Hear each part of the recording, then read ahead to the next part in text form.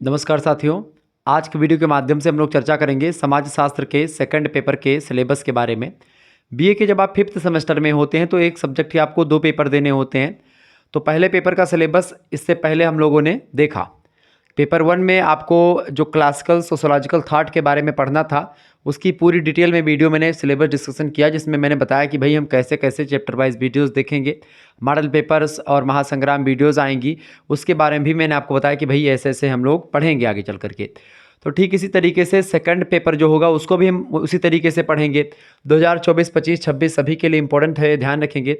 Sociology का second paper, ठीक है, यहाँ 2 का मतलब होता है पेपर नंबर 2, रिसर्च मेथडोलॉजी इन सोशल साइंसेस, यानी कि जो है आपको क्या पढ़ना है, रिसर्च मेथडोलॉजी के बारे में पढ़ना है, यानी कि आपको सामाजिक शोध के बारे में पढ़ना है। सोशल साइंस में यानी सामाजिक विज्ञानों में जो अनुसंधान पद्धतियाँ होती हैं, मेथड माने होता है पद्धति, ठीक है, क्या होता है, मेथड की हिंदी होती है पद्धति, और रिसर्च का मतलब होता है शोध। शोध को एक प्रकार से अनुसंधान भी कहते हैं। क्या कहते हैं शोध को? शोध को अनुसंधान कहते हैं, या इसी को अन्वेषण भी कहा जाता है हिंदी में। क्या कहते हैं? अन्वेषण भी कहा जाता है, ये बात आप ध्यान रखेंगे। तो शोध होता है शोध, अन्वेषण, अनुसंधान, या जो एक प्रकार से अनुसंधान, अन्वेषण, खोज होता है शोध। ये सब क्या होता है? न्यू जानकारी प्राप्त करना, यानी कि नवीनतम जानकारी की खोज करना ही एक प्रकार से शोध कहलाता है, ठीक है। तो समाज शास्त्र में या सोशल साइंस में बेसिकली जो शोध की पद्धतियां हैं, किन किन पद्धतियों का प्रयोग करके हम नई नई जानकारी को खोजते हैं, उन्हीं पद्धतियों के बारे में हमको जानकारी ग्रहण करनी है, पढ़ना है बेसिकली, ठीक है। सभी विश्वविद्यालयों का यही सिलेबस है, तो परेशान होना नहीं है, आपको इन्हीं चैप्टर्स को पढ़ना पड़ेगा। देखिए पहला चैप्टर जो आपकी स्क्रीन पर आ चुका है, देखिए पहला चैप्टर आपको क्या पढ़ना पड़ेगा, सामाजिक अनुसंधान की प्रकृति, यानी कि नेचर ऑफ सोशल रिसर्च, यानी सामाजिक जो अनुसंधान है, सामाजिक शोध। अनुसंधान या शोध का मतलब एक ही होता है, मैंने एक बार आपको समझा दिया, ठीक है। तो सामाजिक अन्वेषण आए, सामाजिक अनुसंधान आए, सामाजिक शोध आए, उसका मतलब यही होता है कि नवीन ज्ञान की प्राप्ति, ठीक है। अब सामाजिक शोध की बात हो रही है, यानी कि समाज के क्षेत्र में नवीन ज्ञान की प्राप्ति, समाज के तमाम प्रकार के जो सिद्धांत होते हैं उन सिद्धांतों के क्षेत्र में नवीन ज्ञान की प्राप्ति, तो वो शोध होता है यहाँ पर, ठीक है। तो सामाजिक अनुसंधान पद्धति की प्रकृति में हम लोग क्या पढ़ेंगे, सामाजिक अनुसंधान का अर्थ समझेंगे। सबसे पहली बात, सामाजिक अनुसंधान का मीनिंग क्या है, इसका नेचर समझेंगे। प्रकृति यानी इसकी प्रकृति वैज्ञानिक है कि इसकी प्रकृति मानवीय है, तो इसको समझने का प्रयास करेंगे। सामाजिक अनुसंधान का क्या उद्देश्य होता है, आखिरकार क्यों जरूरी होता है, या किन उद्देश्यों को ध्यान में रख करके सामाजिक अनुसंधान के बारे में हमको अध्ययन करना होता है, ठीक है। इसके अलावा सामाजिक अनुसंधान के प्रकार, कितने प्रकार के सामाजिक अनुसंधान होते हैं। सामाजिक अनुसंधान के प्रेरक तत्व, प्रेरक माने मोटिवेटर जो होते हैं, मोटिवेशन देने वाले जो फैक्टर्स होते हैं, जो तत्व होते हैं या कारक होते हैं वो। इसके अलावा सामाजिक अनुसंधान के तमाम प्रकार के चरण होते हैं, जो कि कई चरणों के माध्यम से, कई स्टेप्स के माध्यम से सामाजिक शोध होता है। अब सामाजिक शोध में इससे पहला होता है कि भाई आपको स्रोत इकट्ठा करना है, मतलब समस्या क्या है, पहली बात तो समस्या का चुनाव करना। उसके बाद में आप समस्या कौन सी है उसके बारे में पूरा जानना, पिछले स्रोतों के बारे में अध्ययन करना, तमाम प्रकार की चीज़ों के बारे में चर्चा करेंगे। सामाजिक अनुसंधान का क्या महत्व होता है, इंपॉर्टेंस ऑफ सोशल रिसर्च। इसके अलावा सामाजिक अनुसंधान की जो सीमाएं हैं, यानी सामाजिक अनुसंधान में कुछ कमियां या कुछ समस्याएं या कुछ सीमाएं होती हैं, उनके बारे में, लिमिटेशंस के बारे में जानने का प्रयास हम लोग चैप्टर नंबर 1 में करेंगे। इसके बाद में दूसरे चैप्टर में हम लोग पढ़ेंगे। दूसरे चैप्टर में क्या पढ़ना है भाई, दूसरे चैप्टर में हमको पढ़ना है अनुसंधान समस्या का सूत्रीकरण, यानी अनुसंधान समस्या जो होती है उसका सूत्रीकरण कैसे किया जाता है, इसके बारे में हम जानने का प्रयास करेंगे। फार्मूलेशन ऑफ रिसर्च प्रॉब्लम, यानी अनुसंधान समस्या का अर्थ क्या है, मीनिंग क्या है, डेफिनेशन क्या है। अनुसंधान समस्या के निर्धारण के तमाम प्रकार के जो स्टेप होते हैं, चरण होते हैं, उन चरणों के बारे में जानेंगे।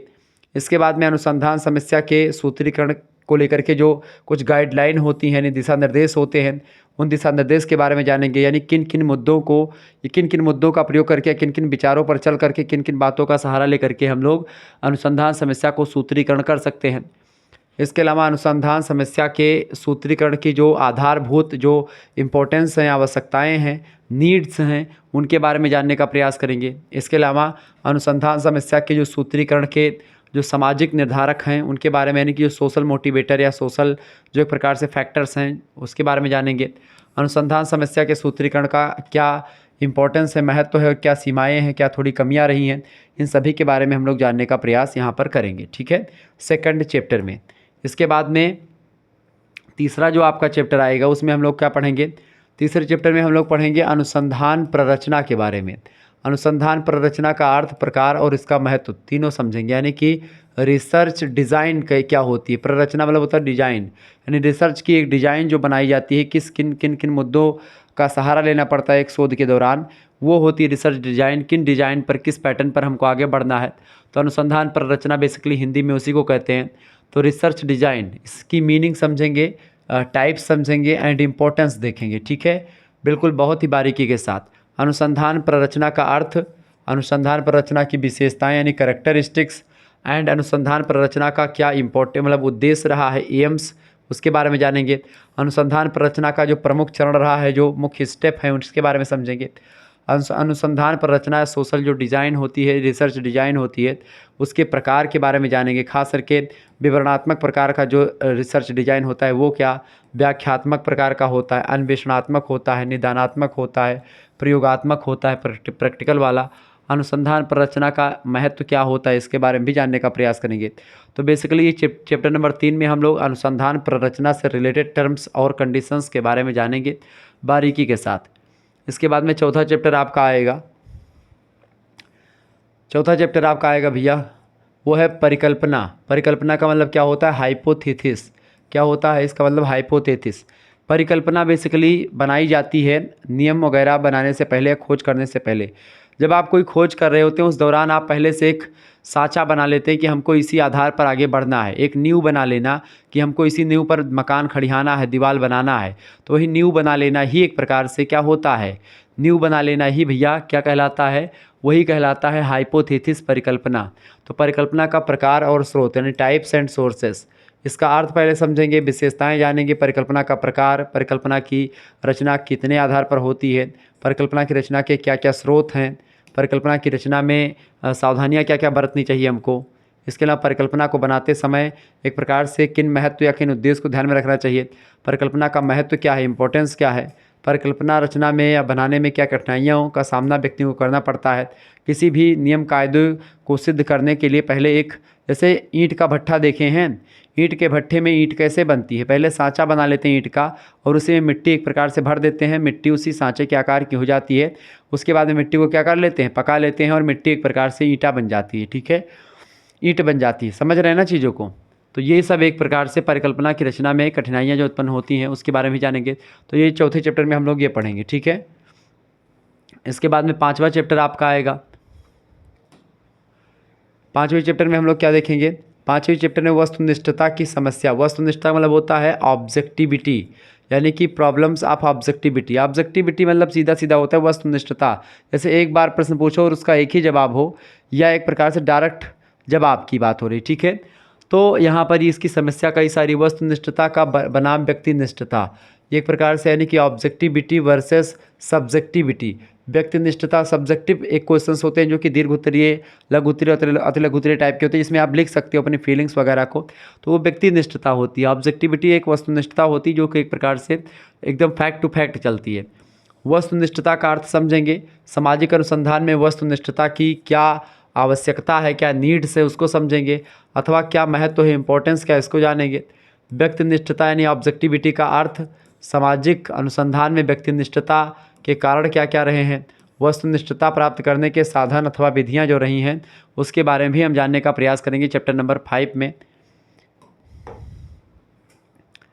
ये सब विधियां हैं एक प्रकार से, वह व्यक्तिनिष्ठता या व्यक्ति ऑब्जेक्टिव विधि। ठीक है, ये सब विधि होती है एक प्रकार से अनुसंधान करने की। इसके अलावा मूल्य तटस्थता यानी कि वैल्यू जो है, न्यूट्रलिटी, वैज्ञानिक पद्धति और मूल्य रहित अनुसंधान पर बहस, समाजशास्त्रीय अनुसंधान में मूल्यों के समावेश की आवश्यकता के बारे में जानेंगे इसमें हम, मूल्य तटस्थता में, और मूल्य आधारित अध्ययन की विधियों के बारे में भी हम समझने का प्रयास यहाँ पर करेंगे 6 नंबर चैप्टर में। आगे बढ़ेंगे 7वें चैप्टर में। 7वें चैप्टर में हम लोग क्या देखेंगे, 7वें चैप्टर में हम लोग पढ़ेंगे सामाजिक अनुसंधान में जो नैतिक मुद्दे हैं कुछ, यानी कि जो एथिकल इश्यूज़ है या मोरल इश्यूज़ जो हैं सोशल रिसर्च में, उसके बारे में जानने का प्रयास करेंगे कि कौन कौन से ऐसे जो सोशल नियम है या सोशल वैल्यूज़ हैं जिन पर काम करता है एक प्रकार से ये सामाजिक अनुसंधान। अनुसंधान में नैतिकता का प्रश्न जो होता है इसके बारे में जानेंगे। अनुसंधान से संबंधित अनैतिक दशाएं के बारे में समझेंगे। उत्तरदाताओं से कपटपूर्ण व्यवहार वगैरह हो गया। अनुसंधान की प्रक्रिया संबंधी अनैतिकता हो गई। ये सब दशाएं हैं जो कि अनुसंधान से संबंधित अनैतिक दशाएं हैं। वो दशाएं कौन सी हैं? पहली दशा उत्तरदाताओं के से कपटपूर्ण व्यवहार करना। दूसरी बात अनुसंधान की प्रक्रिया संबंधी अनैतिकता, ये भी एक अनैतिकता है। उत्तरदाताओं पर मानसिक दबाव डालना, निजता के अधिकार का हनन करना, संजातीय भेदभाव और पूर्वाग्रह बनाना। पूर्वाग्रह मतलब क्या होता है कि पहले से किसी व्यक्ति के बारे में, किसी चीज़ के बारे में पहले से एक धारणा बना लेना कि ये व्यक्ति ऐसा ही होगा, ठीक है। तो वो होते ही पूर्वाग्रह। किसी व्यक्ति के बारे में पहले से कोई धारणा आपको नहीं बनानी चाहिए, ठीक है। तो ये होता है संजातीय भेदभाव। संजातीय का मतलब क्या होता है? यानी कि अपने जाति का, अपने धर्म का, अपने एरिया का, अपने क्षेत्र का जो व्यक्ति होता है, तो अगर वैसा है तो उसको आप एक प्रकार से ज़्यादा प्रीफर ना करें, या उसको ज़्यादा एक प्रकार से अपने लिए, मतलब उसको एक प्रकार से कहने के पे उसको ये ना फीलिंग होने दें कि आप मेरे गांव के तो मैं आपको अपने जो है नौकरी में रख लूँगा, या ऐसे प्रकार की, ठीक है। तो कभी भी ऐसा नहीं करना चाहिए। इसके अलावा साहित्यिक चोरी जो होती है, साहित्यिक चोरी क्या होती है? रिसर्च वगैरह में खूब होती है। जैसे रिसर्च जब आप करेंगे, पीएचडी करेंगे, तो वहाँ पर आपको थीसिस लिखनी पड़ेगी अपनी, एक सिद्धांत देना पड़ेगा, किसी मुद्दे पर आपको खोज करना पड़ेगा। अब उस खोज में क्या होता है, बहुत सारे लोग दूसरी किताब लिखी है, उसी मुद्दे पर खोज हुआ है, उसी का कॉपी करके लिख देते हैं। तो ये सब एक प्रकार से बंद। जैसे मान लेते हैं अभी मैं वीडियो डाल रहा हूँ, अब यही वीडियो उठा करके कोई दूसरा व्यक्ति हमारी वीडियो ही डाल दे तो ये कॉपीराइट हो जाएगा, और मैं कॉपीराइट उसको कर दूंगा कि भाई कि ये हमारी वीडियो डाला है, तो कॉपीराइट हो जाएगा। तो ये एक प्रकार से कॉपीराइट के अब नियम बना दिए गए हैं। साहित्यिक चोरी, जो साहित्य की चोरी हो जाती थी कि भाई उसने लिखा और उसको चोरी कर लेते थे, कॉपीराइट। तो इस एक प्रकार इन सभी के भी नियम आ गए, और शोध में आपका चोरी नहीं होनी चाहिए। 10-15% इधर उधर ले सकते हैं, अगर लिया है आपने तो रेफरेंस दे करके लिखें भाई हमने यहाँ से लिया है। 8वां चैप्टर देखेंगे, उसमें क्या पढ़ना है? अनुसंधान के प्रकार के बारे में जानना है। नहीं, अनुसंधान या खोज या शोध कितने प्रकार का होता है? मूलभूत, व्यवहारिक और ऐतिहासिक तथा तुलनात्मक अनुसंधान, ये सब अनुसंधान के प्रकार में शामिल हैं। यानी टाइप्स ऑफ रिसर्च में जैसे बेसिक रिसर्च एक है, एक अप्लाइड रिसर्च है, एक हिस्टोरिकल रिसर्च होता है, एक कॉम्परेटिव रिसर्च होता है। तो इन सभी के बारे में जानेंगे। मूलभूत अनुसंधान का अर्थ, प्रकृति और प्रकार के बारे में समझेंगे। व्यवहारिक अनुसंधान का अर्थ, प्रकृति तथा उदाहरण समझेंगे। ऐतिहासिक अनुसंधान की प्रकृति, महत्व और सीमाओं को देखेंगे। तुलनात्मक अनुसंधान का अर्थ, विशेषताएं और उपयोग की जो क्रियाविधि होती है उसके बारे में समझेंगे। मानव तथा सीमाओं को देखेंगे जो तुलनात्मक अनुसंधान से संबंधित हैं। इसके अलावा ऐतिहासिक तथा तुलनात्मक अनुसंधान के बीच में क्या डिफरेंस है, क्या अंतर है, उस अंतर को भी समझने का प्रयास किया जाएगा, ठीक है। उसके बाद में अगला जो प्रश्न है आपका 9वां, मतलब कि अगला जो चैप्टर आपका है वो है 9 नंबर चैप्टर। 9वें चैप्टर में आपको क्या पढ़ना है? तथ्य संकलन के बारे में पढ़ना है, ठीक है। तथ्य संकलन का मतलब क्या होता है? Data collection. यानी जब भी आपको शोध करना है तो शोध से पहले आपको जिस बारे में शोध करना है उसके बारे में आपको डाटा इकट्ठा करना पड़ेगा, जानकारी इकट्ठी करनी पड़ेगी, वही होता है डाटा कलेक्शन। तो तथ्य संकलन को बोलते हैं डाटा कलेक्शन। प्राथमिक और द्वितीयक स्रोत होते हैं जो कि डाटा मिलते हैं। एक तो डायरेक्ट जो घटना पर है वहाँ पर जाकर के आपने रिसर्च किया, प्राथमिक स्रोत हो गया। द्वितीयक स्रोत जब आप किसी दूसरे से उसको सुनते हैं या एक प्रकार से किसी दूसरी पुस्तक में लिखा है उसके बाद में उसको पढ़ते हैं। प्राइमरी एंड सेकेंडरी सोर्सेस जो तथ्य संकलन के होते हैं वो। तथ्य संकलन का अर्थ, तथ्यों के प्रकार, तथ्य संकलन के स्रोत, प्राथमिक स्रोत के प्रकार, गुण और दोष। तथ्य संकलन के द्वितीयक स्रोत, विभिन्न प्रकार, द्वितीयक स्रोतों के महत्व क्या है, इसका उपयोग की क्या सीमाएं हैं, तथ्यों के संकलन का क्या महत्व होता है बेसिकली, इन सभी के बारे में हम लोग जानने का प्रयास करेंगे। 10वां जो आपका चैप्टर है, 10वां चैप्टर है आपका जनगणना, यानी कि जो है एक प्रकार सेंसस। जनगणना की अगर बात की तो इसका जनगणना किसे कहते हैं, इसका अर्थ, इतिहास पूरा समझेंगे। पहली बार जनगणना कब हुई, कैसे हुई, और वर्तमान में कौन सी जनगणना है, सारी डिटेल आपको दूंगा। भारत की जनगणना के बारे में बताऊंगा। वैसे 2011 से संबंधित प्रमुख आंकड़े जो हैं उसके बारे में समझेंगे। जनगणना का क्या महत्व है, सामाजिक अनुसंधान में जनगणना के आंकड़ों की सीमाएँ क्या क्या हैं, जनगणना तथा निदर्शन में क्या अंतर होता है, विस्तार से जानने का प्रयास रहेगा। तो जनगणना के बारे में समझेंगे 10वें चैप्टर में। 11वां चैप्टर आपका है भैया, 11वां चैप्टर क्या है? 11वां चैप्टर है अवलोकन। अवलोकन मतलब होता है ऑब्जर्वेशन। ऑब्जर्वेशन की अगर बात करें तो अवलोकन जो होता है इसी को ऑब्जर्वेशन बोलते हैं। यानी आप जा करके जहाँ पर घटना हुई है या जहाँ से संबंधित आप शोध कर रहे हैं वहाँ पर आप जाएँ, वहाँ पर रहें कुछ दिन, और उसके बाद में वहाँ पर देखें कि क्या क्या चीज़ें हुई हैं, कैसे हुई हैं, सारी चीज़ जानकारी लें। अवलोकन का अर्थ और विशेषता, परिभाषा सब समझेंगे। अवलोकन का प्रकार, अनियंत्रित अवलोकन के रूप में सहभागी अवलोकन, असहभागी अवलोकन तथा अर्ध सहभागी अवलोकन। की प्रकृति, गुण, दोष सभी को समझेंगे। नियंत्रित अवलोकन की प्रकृति आपको पढ़नी है। नियंत्रित और अनियंत्रित अवलोकन के बीच में क्या डिफरेंस है, ठीक है। इसके अलावा सामूहिक अवलोकन क्या होता है, अवलोकन पद्धति का महत्व और सीमाएँ क्या हैं, इन सभी चीज़ों को हम जानने का प्रयास करेंगे। इसके बाद में 12वां जो चैप्टर आएगा, 12वें चैप्टर में हम लोग क्या पढ़ेंगे, 12वें चैप्टर में हम लोग पढ़ेंगे व्यक्तिक अध्ययन पद्धति के बारे में, यानी केस स्टडी मेथड के बारे में जानेंगे, ठीक है। व्यक्तिक अध्ययन पद्धति या विधि जो होती है क्या है, व्यक्तिक अध्ययन की जो आधारभूत मान्यताएं हैं वो व्यक्तिक अध्ययन पद्धति की कार्यविधियाँ क्या क्या हैं, व्यक्तिक अध्ययन में सूचनाओं के स्रोत क्या क्या हैं, जैसे प्राथमिक स्रोत और द्वितीयक स्रोत ये क्या होते हैं, इन सभी के बारे में जानकारी हमको लेनी है। इसके अलावा व्यक्तिक अध्ययन का क्या महत्व है, व्यक्तिक अध्ययन की सीमाएं क्या हैं, क्या क्या दोष हैं, क्या क्या कमियां रही हैं, तो ये सब व्यक्तिक अध्ययन पद्धति यानी केस स्टडी मेथड क्या होता है। व्यक्तिक अध्ययन पद्धति होता है जब किसी पर्टिकुलर व्यक्ति पर, किसी वस्तु पर, किसी एक चीज़ पर आप बहुत गहरी रिसर्च कर रहे हैं। जैसे कि मान लेते किसी व्यक्ति पर आपने खूब रिसर्च कर लिया, किसी पुस्तक पर कर लिया, किसी कोई वस्तु पर कर लिया, खूब अच्छे से रिसर्च, तो वही केस स्टडी होती है, ठीक है।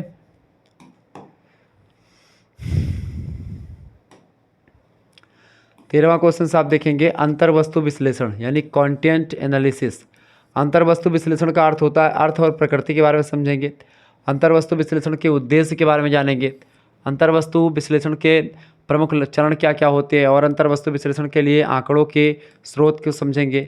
अंतर्वस्तु विश्लेषण की उपयोगिता, अंतर्वस्तु विश्लेषण की प्रमुख समस्याएं, इन चीज़ों को हम जानने का प्रयास करेंगे विस्तार से, ठीक है। इसके बाद में 14 नंबर चैप्टर में हम लोग देखेंगे, 14वें चैप्टर में हम लोग पढ़ेंगे तथ्य संकलन की जो प्रविधियाँ रही, कुछ मेथड्स हैं, ठीक है। और जैसे निदर्शन विधि हो गई, निदर्शन की अगर बात की जाए, निदर्शन एक प्रकार से जिसको आप सैंपलिंग विधि बोलते हैं। जैसे कि मान लेते हैं आपका 100 लीटर दूध है, 100 लीटर दूध का आपको फैट निकालना है, कैसे निकालोगे, 100 का नापोगे नहीं, आप एक थोड़ा सा डब्बी लेंगे, उसी डब्बी में थोड़ा सा आप जो है दूध ले लेंगे, उस दूध को जा करके मशीन में लगाएंगे तो फैट बता देगी दूध, ठीक है, कितने फैट का दूध है, इतना इसका रेट लगेगा, क्लियर। तो तथ्य संकलन की प्रविधियों में निदर्शन एक विधि है, ठीक है, यानी कम चीज़ों का प्रयोग करके, मतलब लघु चीज़ों का प्रयोग करके आप दीर्घ की बात करते हैं इसमें, यानी कि इतने से दूध को नापा और पूरे ड्राम की दूध की क्वालिटी का पता आपने बता दिया, ठीक है। तो ये होता है आपका निदर्शन। तो जो है टेक्निक्स ऑफ डेटा कलेक्शन, उसमें कई टेक्निक्स होती है, इसमें सैम्पलिंग, प्रश्नावली विधि, तो ऐसे कई विधियाँ हैं। मार्क मतलब कि जो है औसत विधि हो गई, यानी कि बहुलक विधि हो गई, कई सारी विधियाँ होती हैं, मतलब हालांकि और भी विधियाँ हैं, मान्यताएँ हैं। जैसे प्रश्नावली हो गई, क्वेश्चनर जिसको आप बोलते हैं, अनुसूची हो गई, शेड्यूल जिसको बोलते हैं, ऐसे कई सारी चीज़। निदर्शन का अर्थ समझेंगे, मान्यताएं क्या क्या हैं, एक उत्तम निदर्शन की आवश्यक विशेषताएं क्या रही हैं, निदर्शन के प्रकार, संभावना तथा गैर संभावना पर आधारित निदर्शन, संभावना पर आधारित निदर्शन, सरल देव निदर्शन जिसको बोलते हैं उसके बारे में जानेंगे। व्यवस्थित देव निदर्शन क्या होता है, अस्थिरीकरण देव निदर्शन क्या होता है, सामूहिक देव निदर्शन, गैर संभावना पर आधारित निदर्शन, आकस्मिक निदर्शन, उद्देश्यपूर्ण निदर्शन, कोटा जिसको आप अभ्यस्त निदर्शन भी कहते हैं, निदर्शन में विश्वसनीयता की समस्या, निदर्शन का महत्व और दोष, इन सभी के बारे में हम लोग जानने का प्रयास करेंगे, ठीक है। इसके बाद में 15वें चैप्टर के बारे में हम देखेंगे। 15वां चैप्टर आपका क्या कह रहा है, 15वें चैप्टर में हम लोग पढ़ेंगे प्रश्नावली के बारे में, क्वेश्चनर के बारे में, प्रश्नावली का अर्थ और प्रकृति समझेंगे, प्रश्नावली के प्रकार, प्रश्नावली की रचना विधि, प्रश्नावली की विश्वसनीयता की जांच और प्रश्नावली के लाभ और दोष क्या क्या होते हैं। प्रश्नावली से लेकर के एग्जाम में हमेशा प्रश्न पूछा गया तो इसको मैं विस्तार से आपको बता दूंगा। इसके अलावा साक्षात्कार, इंटरव्यू के द्वारा भी डाटा का कलेक्शन किया जाता है, जानकारी इकट्ठा करी जाती है, ठीक है। तो साक्षात्कार क्या है, इंटरव्यू क्या है। साक्षात्कार दो व्यक्ति आमने सामने बैठ करके या एक पैनल बैठ करके एक प्रकार से आपसे जानकारी ग्रहण करता है। तो इंटरव्यू, साक्षात्कार अर्थ तथा विशेषताएं, साक्षात्कार के उद्देश्य, साक्षात्कार के विभिन्न प्रकार, जैसे अध्ययन प्रविधि, सूचनादाताओं की संख्या और अध्ययन के उद्देश्य के आधार पर साक्षात्कार की प्रक्रिया के चरण के बारे में, साक्षात्कार के आवश्यक गुण, सफल साक्षात्कार की आवश्यक दशाएं, साक्षात्कार निर्देशिका, साक्षात्कार का महत्व और सीमाएं, ये सब आपको पढ़नी है। हालांकि जो नीचे यहाँ पर जो दिखाई पड़ रहा है इन सभी को आपको नहीं पढ़ना, सभी चीज़ों को नहीं, थोड़ा थोड़ा चीज़ें मैं आपको ऐसा समझा दूंगा। साक्षात्कार क्या होता है, किसे किसे इसका अर्थ, परिभाषा, विशेषता और साक्षात्कार का इंपॉर्टेंस और लाभ और हानि क्या है, बस इतना आप पढ़ लें बहुत है, ज़्यादा पूरा रटने की जरूरत नहीं पड़ेगी। तो इसीलिए जब चैप्टर में पढ़ाऊँगा तो बहुत ही बारीकी के साथ चीज़ों को एक प्रकार से तो बताऊँगा, लेकिन ऐसी चीज़ों को बताऊँगा जो इम्पोर्टेंट है आपके लिए, और ज़्यादा एक प्रकार से फर्जी चीज़ों को आपको नहीं बताने वाला हूँ।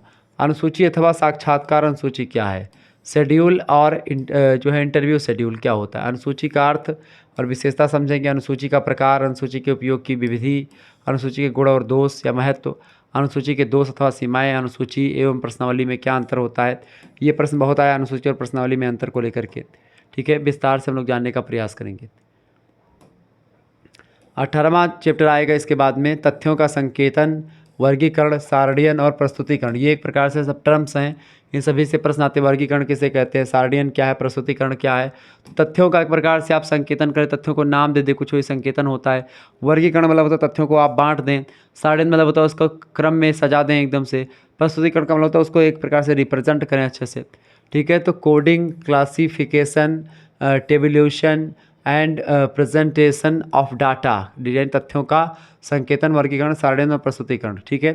अब इसमें सब कुछ हम समझ लगे। संकेतन का अर्थ क्या है, प्रकार, नियम, संकेतन से लाभ क्या है, तथ्यों का वर्गीकरण में वर्गीकरण का अर्थ क्या है, उद्देश्य और प्रकार क्या है, सारणीयन का अर्थ क्या है, उद्देश्य क्या, सारणीयन, ये सभी चीज़ें हमको पढ़नी है, ठीक है। इसके अलावा सारणीयन की विधियाँ क्या है, सारणीयन के प्रकार, सारणीयन का महत्व और सीमाएं क्या है, आंकड़ों का प्रस्तुतिकरण कैसे किया जाता है, इसमें संबंधित आवश्यक दशाएं क्या क्या होती हैं, सब कुछ आपको जानने का वो मिलेगा, ठीक है।